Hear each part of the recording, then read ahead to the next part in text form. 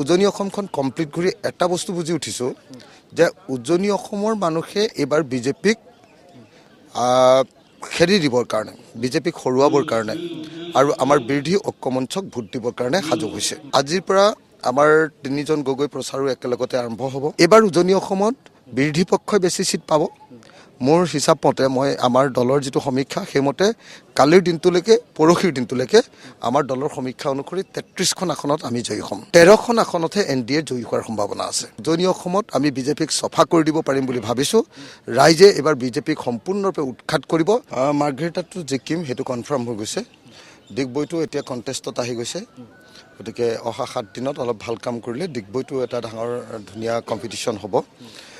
মই এটা কথা নিশ্চিত হ'লোঁ, এই সময়খিনিত মই কলিয়াবৰ মানে নগাঁও জিলাৰ পৰা গোলাঘাট ডিষ্ট্ৰিক্ট, যোৰহাট ডিষ্ট্ৰিক্ট, শিৱসাগৰ, ডিব্ৰুগড়, তিনিচুকীয়া আৰু ধেমাজি আৰু লখিমপুৰ এইকেইখন জিলা মানে আমাৰ উজনি অসমখন কমপ্লিট কৰিছোঁ। আৰু এই উজনি অসমখন কমপ্লিট কৰি এটা বস্তু বুজি উঠিছোঁ যে উজনি অসমৰ মানুহে এইবাৰ বিজেপিক খেদি দিবৰ কাৰণে বিজেপিক হৰুৱাবৰ কাৰণে আৰু আমাৰ বিৰোধী ঐক্যমঞ্চক ভোট দিবৰ কাৰণে সাজু হৈছে। আজিৰ পৰা আমাৰ তিনিজন গগৈ প্ৰচাৰো একেলগতে আৰম্ভ হ'ব। প্ৰিয়ংকা গান্ধী ডাঙৰীয়ানী আহিব অলপ সময়ৰ পাছতে। প্ৰিয়ংকা গান্ধী ডাঙৰীয়ানী অহাৰ পাছত এই অঞ্চলত আৰু বেছি প্ৰভাৱ পৰিব। মই কেনেকৈ ভাল আপোনাক কৈ দিছোঁ চাওক। উজনি অসমখনত যোৱাবাৰ আমি গোটেই অপজিশ্যনে 21ত পাইছিলোঁ 5খন আসন। সেই 5খন আসনৰ আকৌ দুজন গুচি গৈছিলে বিজেপিলৈ, থাউৰাৰ সুশান্ত আৰু মৰিয়নিৰ ৰূপজ্যোতি। আমি 3জন থাকিবলৈ পাইছিলোঁ। মানে এপাচি শাকত এটা জালুক বুলি কয় যে 3টা জালুকহে আছিলোঁ, দেৱদা, মই আৰু তিতাবৰৰ বিধায়ক। তো কিন্তু এইবাৰ মই ভাবোঁ যে তাৰ ঠিক ওলোটা দৃশ্যটো হ'ব। এইবাৰ উজনি অসমত বিৰোধী পক্ষই বেছি সিট পাব। মোৰ হিচাপ মতে মই আমাৰ দলৰ যিটো সমীক্ষা সেইমতে কালিৰ দিনটোলৈকে পৰহিৰ দিনটোলৈকে আমাৰ দলৰ সমীক্ষা অনুসৰি ৩৩খন আসনত আমি জয়ী হ'ম, আমাৰ বিৰোধী দলসমূহে। আৰু 13খন আসনতহে NDA জয়ী হোৱাৰ সম্ভাৱনা আছে। গতিকে এইবাৰ মই সেইকাৰণে খাটাং হৈছোঁ। যদিও আমি প্ৰথমতে এলায়েন্সটো বহুত দেৰি হোৱাৰ কাৰণে ভয় খাই আছিলোঁ, কিন্তু এতিয়া মানুহৰ মাজত সাংঘাতিক ধৰণে বিৰোধী পক্ষৰ প্ৰতি সমৰ্থন আহিছে। আৰু সেইকাৰণে উজনি অসমত আমি বিজেপিক চফা কৰি দিব পাৰিম বুলি ভাবিছোঁ। ৰাইজে এইবাৰ বিজেপিক সম্পূৰ্ণৰূপে উৎখাত কৰিব। ৰাইজে বিজেপিৰ অত্যাচাৰ ভয়ৰ পৰা মুক্ত হ'বলৈ খুজিছে।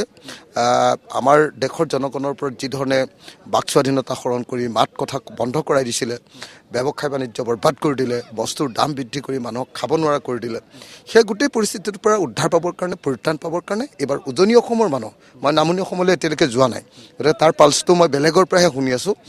উজনি অসমত কিন্তু আজিৰ দিনটোত যোৱাবাৰ বিজেপিৰ যেনেকুৱা পজিটিভ আছিলে, এইবাৰ ঠিক তাৰ ওলোটা নিগেটিভ বিজেপিৰ আৰু বিৰোধী দলবিলাকৰ। যোৱাবাৰ 2021ত যেনেকুৱা বিজেপিৰ ঢৌ আছিলে, এইবাৰ বিৰোধী দলবিলাকৰ তেনে ঢৌ আছে। মাৰ্ঘেৰিটাতো জিকিম সেইটো কনফাৰ্ম হৈ গৈছে। ডিগবৈটো এতিয়া কণ্টেষ্টত আহি গৈছে। গতিকে অহা 7 দিনত অলপ ভাল কাম কৰিলে ডিগবৈটো এটা ডাঙৰ ধুনীয়া কম্পিটিশ্যন হ'ব। মই এটা কথা নিশ্চিত হ'লোঁ, এই সময়খিনিত মই কলিয়াবৰ মানে নগাঁও জিলাৰ পৰা গোলাঘাট ডিষ্ট্ৰিক্ট, যোৰহাট ডিষ্ট্ৰিক্ট, শিৱসাগৰ, ডিব্ৰুগড়, তিনিচুকীয়া আৰু ধেমাজি আৰু লখিমপুৰ এইকেইখন জিলা মানে আমাৰ উজনি অসমখন কমপ্লিট কৰিছোঁ। আৰু এই উজনি অসমখন কমপ্লিট কৰি এটা বস্তু বুজি উঠিছোঁ যে উজনি অসমৰ মানুহে এইবাৰ বিজেপিক খেদি দিবৰ কাৰণে বিজেপিক হৰুৱাবৰ কাৰণে আৰু আমাৰ বিৰোধী ঐক্যমঞ্চক ভোট দিবৰ কাৰণে সাজু হৈছে। আজিৰ পৰা আমাৰ তিনিজন গগৈ প্ৰচাৰো একেলগতে আৰম্ভ হ'ব। প্ৰিয়ংকা গান্ধী ডাঙৰীয়ানী আহিব অলপ সময়ৰ পাছতে। প্ৰিয়ংকা গান্ধী ডাঙৰীয়ানী অহাৰ পাছত এই অঞ্চলত আৰু বেছি প্ৰভাৱ পৰিব। মই কেনেকৈ ভাল আপোনাক কৈ দিছোঁ চাওক। উজনি অসমখনত যোৱাবাৰ আমি গোটেই অপজিশ্যনে 21ত পাইছিলোঁ 5খন আসন। সেই 5খন আসনৰ আকৌ দুজন গুচি গৈছিলে বিজেপিলৈ, থাউৰাৰ সুশান্ত আৰু মৰিয়নিৰ ৰূপজ্যোতি। আমি 3জন থাকিবলৈ পাইছিলোঁ। মানে এপাচি শাকত এটা জালুক বুলি কয় যে 3টা জালুকহে আছিলোঁ, দেৱদা, মই আৰু তিতাবৰৰ বিধায়ক। তো কিন্তু এইবাৰ মই ভাবোঁ যে তাৰ ঠিক ওলোটা দৃশ্যটো হ'ব। এইবাৰ উজনি অসমত বিৰোধী পক্ষই বেছি সিট পাব।